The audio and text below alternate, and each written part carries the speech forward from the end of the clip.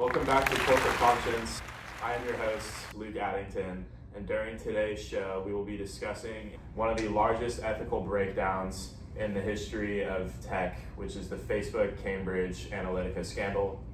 In 2018, headlines broke news which stated that over 87 million Facebook users' data was collected and used without consent in order to influence the political election in 2016. In the digital age, this was one of the largest issues in the tech industry, and this serves as a lesson to be learned for the two companies.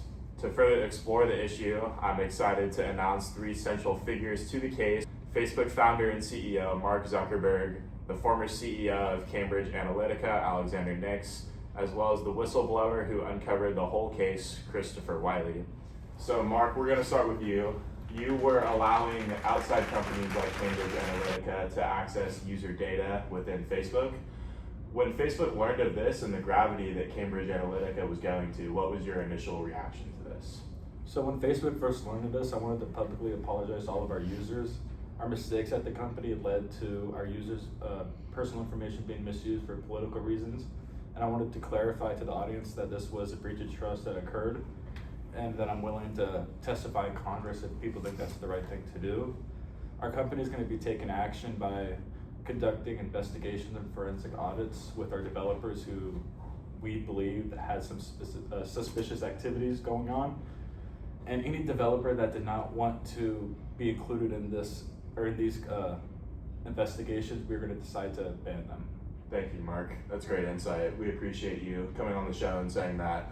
And then to you, Christopher, you were associated with the Facebook data process. You were working on the case with Cambridge Analytica. During your time of working on the project, was there a time that you can tell the users that you believe the data had crossed an ethical line that you guys were using? Yes, definitely. You see, when I first came onto the scene at Cambridge Analytica, I was fascinated by how we were able to comprehend human thought and the voting and just the behavior of everybody's processes. But as time went on, I quickly understood how Facebook was manipulating users, and rather than just a means of research, they were using it to psychologically interfere with people's consent and manipulate them. And I truly saw this as deeply unethical and wanted to get as far away as possible. Seeing how the data was used to exploit users and was really the turning point for me. And this is when I realized I needed to speak up, and it was really difficult at the start to come out as a whistleblower because I put my job and reputation on the line and very much jeopardy. But if I were to stay silent, I would be just contributing to the same issue rather than finding a solution. Thank you for coming on the show and saying that. You both paint a very clear picture to our viewers for what this ethical crisis looked like. Now that we've heard from both sides, from Cambridge Analytica and from Facebook, I'm glad to welcome in our third guest, who is the former CEO of Cambridge Analytica, Alexander Nix. So as I just said to our audience, Alexander, you were once the CEO of Cambridge Analytica during the time of this whole Facebook scandal. For our audience who may not know, what was the role of the company in using this data from Facebook? And what was the point, or what was the purpose behind collecting the analysis, and what did you do with it? Sure, thanks for having me, Luke. At Cambridge Analytica, our role was to use data to help clients understand audiences better and to improve communication strategies. So basically, we didn't actually create the data ourselves. It was already available through third-party applications that connected with Facebook. Our team took the data and built profiles to predict the kind of messages that might appeal to different groups of people. The overall purpose was to make political campaigns at the time more efficient and more data-driven. Thank you for that insight, Alexander. We appreciate that. So, building upon what you just said, many critics involved in this case believe that you simply weaponized the data that Cambridge Analytica was using based off of the Facebook data. This led to reports of personal information being attacked by these users in order to shape targeted political campaign messaging. How do you respond to these ethical allegations? Do you think that your company was crossing an ethical line in this matter, or do you think what you were involved in was perfectly able to be doing so? Sure. So yeah, people have definitely said that we weaponize the data, but I'm not particularly fond of that term. I don't agree that we especially weaponized it. What we did was basically use modern analytics to identify patterns and preferences, which is something that's done across every marketing industry today. It's easy to look back now and label it unethical, but at the time there were no clear rules or regulations that said what we could do wasn't allowed. We operated within the limits of what was allowed. Sure, was it controversial? I'd say yes, of course. But unethical, I would say that's a bit of a in between the lines. It depends really on how you define ethics in the context of the innovation and data science. It's an interesting perspective to hear from Alexander. We appreciate that. It's a very fine line between ethics and, like you said, manipulation and what you're allowed to do and what not to do. Definitely. Now we're joined by all three of the guests right next to me and talking more about this scandal. It effectively changed, as we've seen, how political campaigns in the tech industry are able to influence using personal information and user data. Starting with you, Alexander, do you think that this controversy has reshaped the political campaign and their data usage based on what your company did?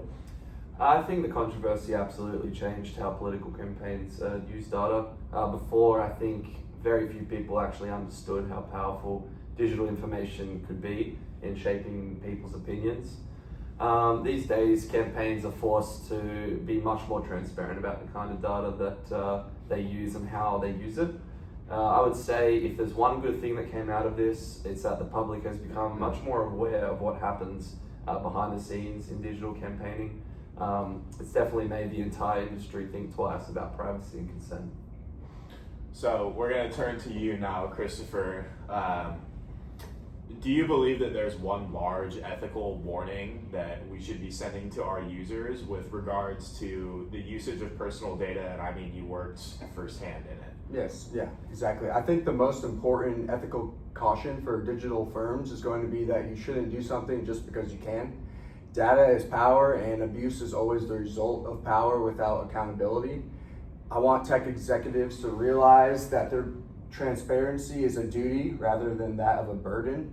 Users have a right to know who's making money off their data and how it is being utilized.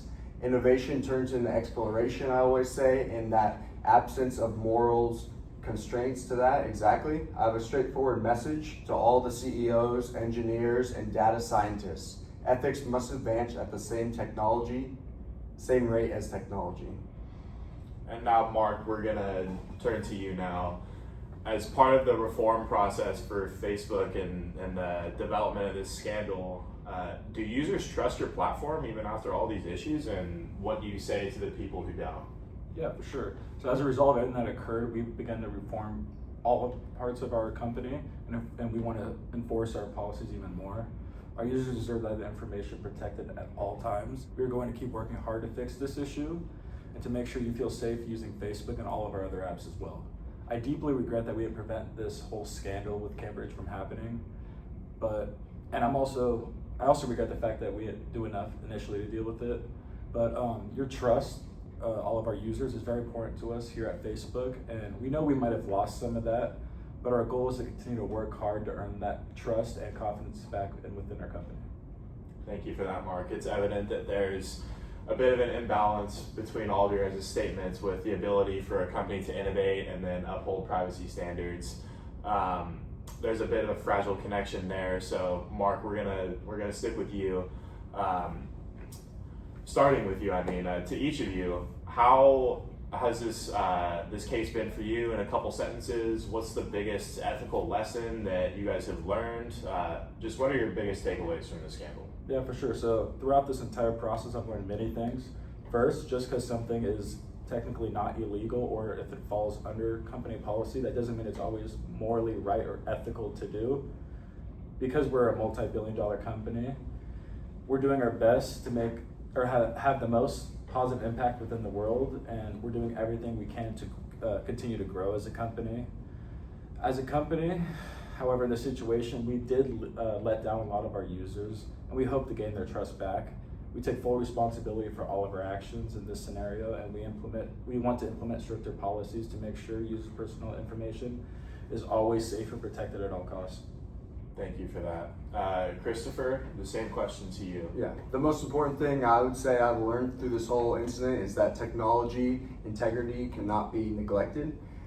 The Cambridge Analytica case demonstrated exactly how abuse of power and too much data can turn into a weapon and how difficult it is to restore that trust once it's lost. I hope this serves as a reminder to us all that in this digital era, respect for human rights and openness are essential. I raise this alarm to remind us all that technology should empower us rather than control and bring down business. And then Alexander, we'll end with you. Yeah, definitely some insightful responses from both of you guys. I think at the end of the day, looking back, say the biggest ethical lesson that I've learned is just to become something, because something is legal, it doesn't mean that it always should be done. As Christopher and Mark both mentioned, I believe that there can be a very fine line between innovation and intrusion. I think that we did cross that line without realizing how serious our consequences would be. In business, I feel like, especially in technology, we get so focused on results sometimes, we forget the human side of the equation. So that was our mistake and something I'll never overlook again. Thank you to all three of you. We all appreciate it. Thank you.